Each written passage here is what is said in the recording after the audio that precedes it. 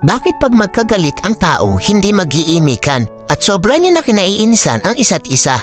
Hanggang sa hindi niyo na namamalayan ang tagal niyo na palang hindi nagpapansinan. Bakit nga ba? Dahil ba sa sama ng loob o maling nagawa o dahil sa mataas na pride? Sa sobrang taas ng pride, nagpapakiramdaman kayo kung sino ang unang hihingi ng tawad. Paano kung pareho kayong ma-pride? E di habang buhay na kayong walang pansinan at mag-iinisan, di ba? Alam niyo ba ang kasabihang, it's better to lose your pride because of your love than to lose your love because of your pride? Hindi naman masama kung itapon mo muna ang pride mo para sa taong mahalaga sa'yo. Kaysa naman itapon mo yung pinagsamahan nyo ng dahil lang sa pride mo.